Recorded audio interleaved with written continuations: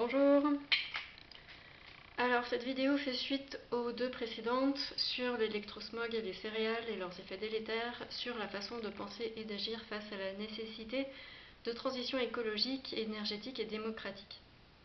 Aujourd'hui, j'aborde le sujet des psychotropes, afin de faire de la réduction des risques, non pour leur jeter la pierre. J'en consomme quelques-uns moi-même. Je pense que certains psychotropes peuvent être des alliés pour aider à la transition quand ils sont utilisés de façon stratégique. Le hic, c'est que l'abus de psychotropes est plus répandu que leur usage raisonné et que cela peut être un frein majeur aux transitions sociétales. Je ne suis pas médecin, mais j'ai une attestation d'éducatrice de santé. Mon champ de compétences en matière de santé, c'est la prévention. La biodiversité s'effondre, nous dégradons de plus en plus gravement les conditions d'habitabilité de la planète et pourtant beaucoup de gens ne bougent pas. Notre maison brûle et ils restent dans le canapé pendant que d'autres versent de l'essence sur le feu. Comment expliquer ce qui ressemble à de la folie? Les effets des psychotropes consommés largement dans le monde entier pourraient expliquer en partie ces comportements aberrants. Comment éteindre un incendie avec des gens sous sédatifs? Comment faire entendre l'alarme à des gens sous anesthésiant émotionnel? Comment faire sortir du déni des gens sous euphorisant? Ici, je fais le point sur ce qu'est un psychotrope de façon à t'aider à mieux les identifier autour de toi, à les prendre en considération dans tes relations professionnelles et personnelles, dans ta réflexion, voire dans tes choix de vie. Toutes les sources sur lesquelles je me base sont à retrouver dans l'article qui sert de script à la vidéo, en lien sous la vidéo. Un psychotrope, c'est quoi? Selon les dictionnaires, un psychotrope est une substance psychoactive qui agit sur le système nerveux, le psychisme, la pensée, l'humeur, les perceptions, le comportement, l'état de conscience. C'est une substance qui induit une dépendance ou pas, et qui est plus ou moins toxique. En français, dans le langage courant, psychotrope et psychoactif sont synonymes. Un psychotrope peut être légal ou illégal. La législation évolue au fil du temps et d'un pays à l'autre. En France, un psychotrope illégal est ce qu'on appelle un stupéfiant. En France, selon le Conseil constitutionnel, la notion de stupéfiant désigne des substances, je cite, désigne des substances psychotropes qui se caractérisent par un risque de dépendance et des effets nocifs pour la santé. Fin de citation. L'alcool correspond à cette définition. Il est pourtant légal. Les champignons psilocybes, eux, n'y correspondent pas autant puisqu'ils n'induisent pas de dépendance et sont peu toxiques, ils sont pourtant illégaux. La loi n'est pas toujours alignée sur la réalité établie par la science. Un psychotrope, légal ou pas, addictif ou pas, plus ou moins toxique, c'est ce qu'on peut aussi appeler communément de nos jours une drogue. Ici, je parle des psychotropes en général, de tous les psychotropes, y compris ceux qu'on achète en supermarché ou en pharmacie, et qui sont parfois plus dangereux que ceux qui sont illégaux. Les grandes catégories de psychotropes. Il existe plusieurs façons de classer les psychotropes. Dans ces classifications, on retrouve en général les dépresseurs. Ils ont tendance à nous ramollir, à nous rendre amorphes, endormis, à affaiblir notre motivation, notre sens des responsabilités, notre réactivité, nos capacités d'action. Alcool, benzodiazépine, opiacés, morphine, codéine, héroïne, anxiolytiques, somnifères, nicotine, etc. Les stimulants ou excitants. Ils ont tendance à être les psychotropes des winners, de ceux qui cherchent à rester productifs et compétitifs à tout prix, quitte à exploser les limites des ressources planétaires, quitte à corrompre ou se laisser corrompre tant que ça rapporte. Nicotine, caféine, thé, café, cacao et chocolat, amphétamine, cocaïne. Les perturbateurs du système nerveux ou hallucinogènes, cannabis, psychédéliques. Ils sont peu toxiques par rapport à l'alcool ou au tabac. En fonction des conditions d'utilisation, ils peuvent avoir des effets thérapeutiques. Ils peuvent aussi avoir des effets néfastes si on en abuse, si on ne respecte pas certains principes de précaution. Les psychédéliques ont l'avantage d'être éliminés par le corps beaucoup plus rapidement que le cannabis et ils induisent une tolérance qui empêche de ressentir les effets en continu, si bien qu'ils ne peuvent être utilisés qu'occasionnellement. Ils n'induisent pas de dépendance physiologique. À cela s'ajoutent les substances et facteurs environnementaux à effet psychotrope. Par exemple, les céréales et les pollutions électromagnétiques, voire les vidéos précédentes, le sucre, les contraceptions hormonales et autres traitements hormonaux, le mercure et le plomb. De par leurs effets directs ou indirects sur le système nerveux, ces éléments peuvent nous influencer sans qu'on en ait conscience. Par exemple, chez une femme, le choix d'un partenaire amoureux peut être influencé par un contraceptif. Les psychotropes prescrits achetés en pharmacie. Ils ont un bilan carbone et écologique déplorable. Ils représentent un marché énorme, et qui dit gros marché dit gros lobby et grosse corruption, entre autres corruption des données scientifiques relatives à leur dangerosité. Ils sont fabriqués avec des matières premières qui sont en train de s'épuiser. Leur usage n'est pas du tout pérenne. On les appelle médicaments, ils sont prescrits par un médecin et fabriqués en usine, souvent à l'autre bout du monde, où les réglementations environnementales sont inexistantes ou très lacunaires, si bien que leur fabrication empoisonne beaucoup de monde, la faune, la flore, l'eau, les sols. Après avoir été consommés, ils sont excrétés via les selles et les urines. On les retrouve dans les eaux usées. Ils sont ainsi dispersés dans l'environnement et contaminent l'eau, les sols, la faune, la flore, et pour finir, en toute bonne logique, les humains. Ces médicaments sont prescrits pour traiter des troubles du sommeil, de l'humeur, des troubles psychiatriques ou neurologiques variés, plus ou moins graves, ainsi que des douleurs variées. On les prend souvent en toute confiance, les yeux fermés. Par exemple, on prend un somnifère en croyant qu'il va nous aider à dormir, alors qu'il n'induit pas le sommeil, mais une sorte d'anesthésie générale, pour citer un médecin qui témoigne dans le documentaire d'Arte, Dormir à tout prix. Ainsi, on ne dort pas vraiment et le pseudo-sommeil généré n'est pas aussi réparateur que le sommeil naturel. La capacité à réfléchir et à agir de façon rationnelle est très impactée par le manque de sommeil réparateur.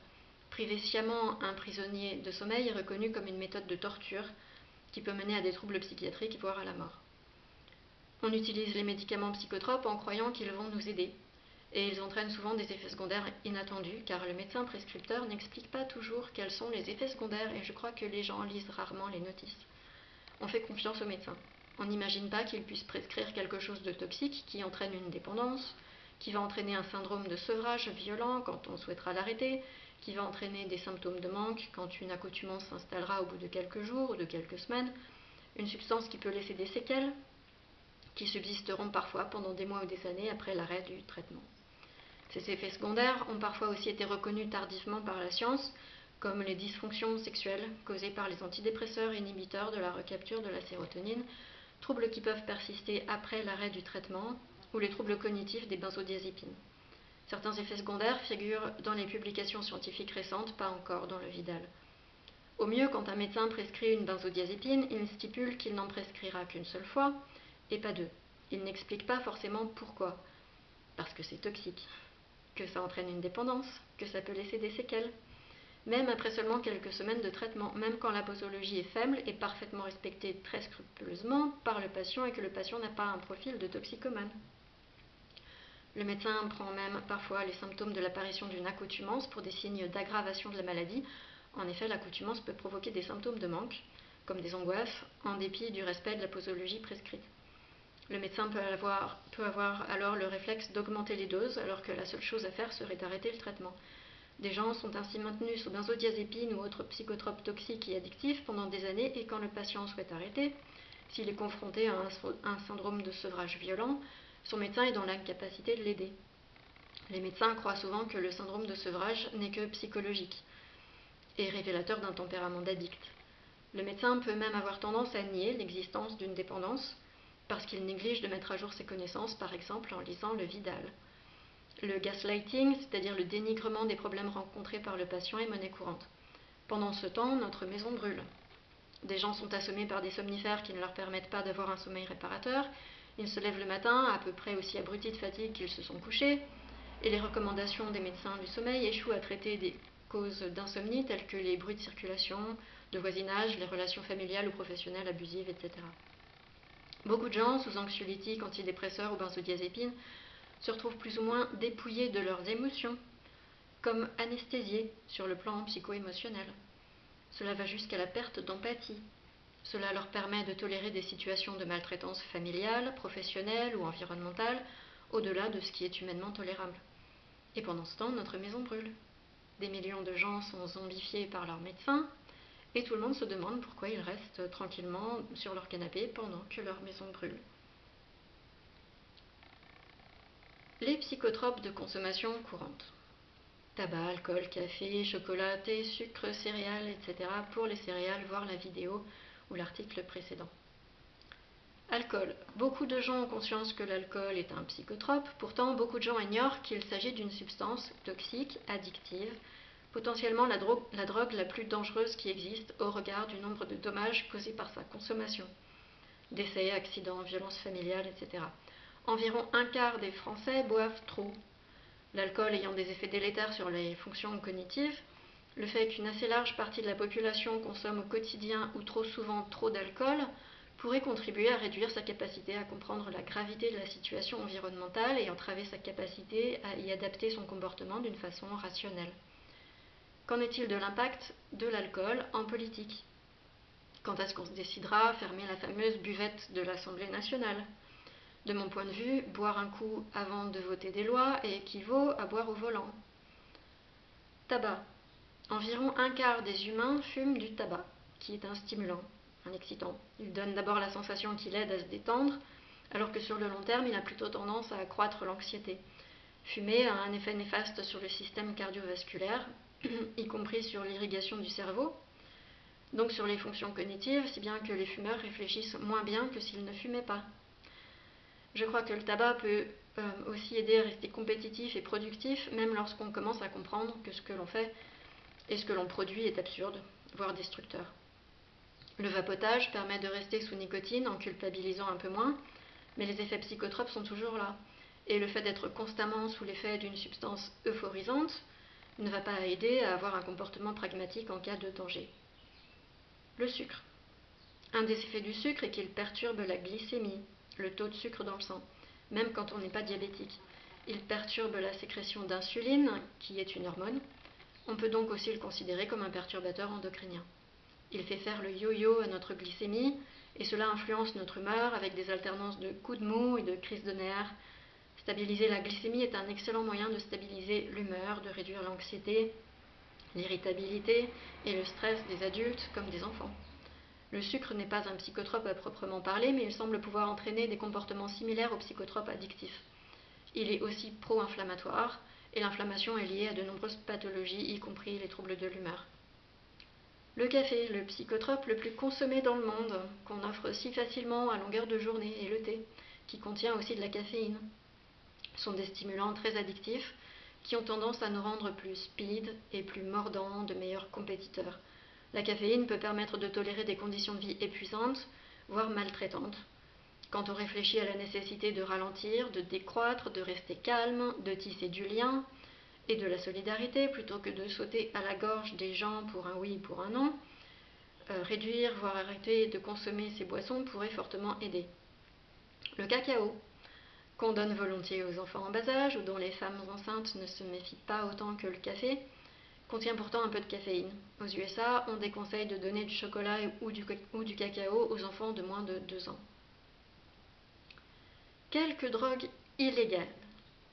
La cocaïne, psychotrope qui semble populaire entre autres chez nos élites et qui fait très certainement de gros dégâts dans la façon de penser et d'agir des journalistes, des grands médias et des politiciens.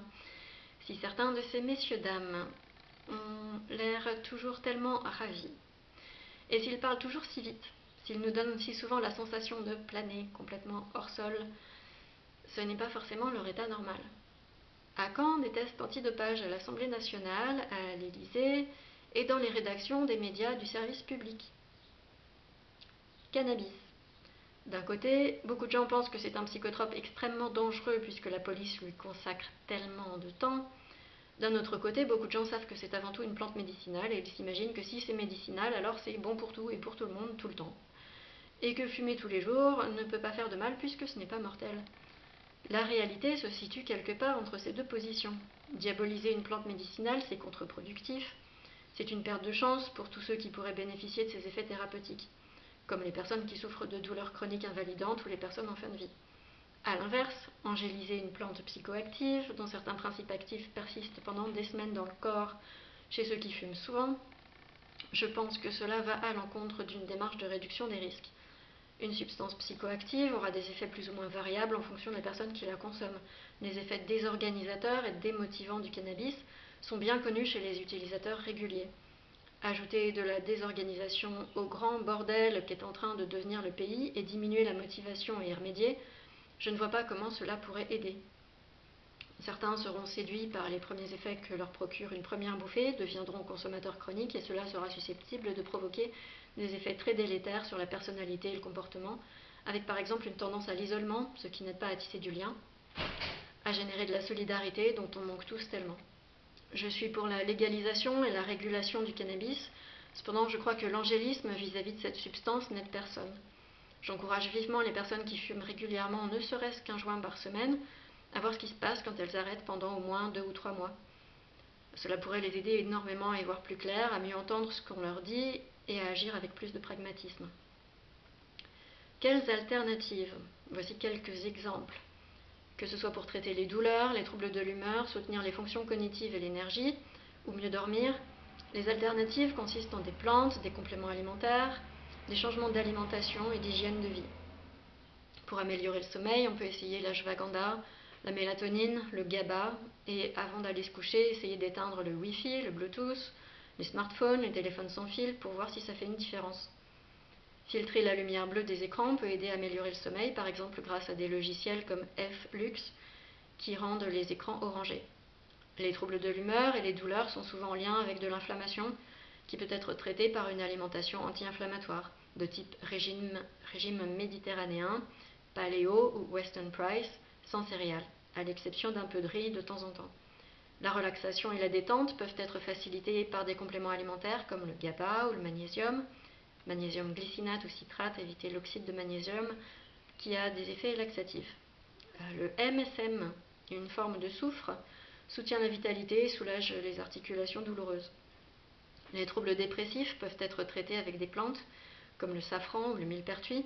Je crois même qu'un léger effet euphorisant peut être obtenu avec du millepertuis de qualité pris à une dose suffisante. Voir par exemple le millepertuis en gélule du labo ABC de la nature.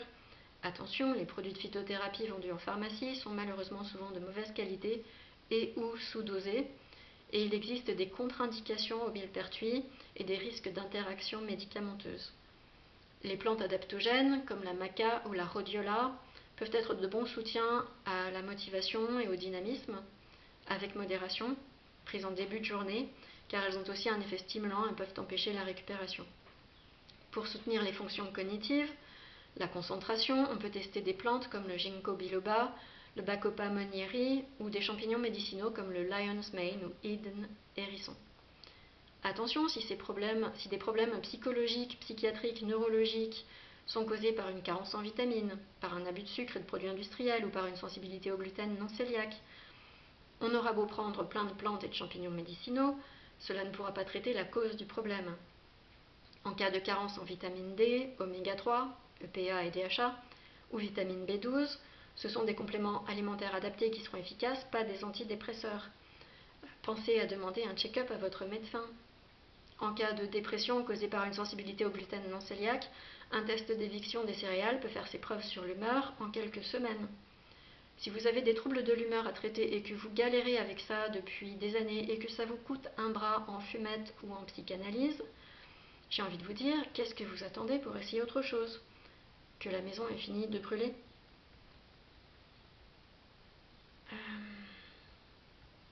Conclusion.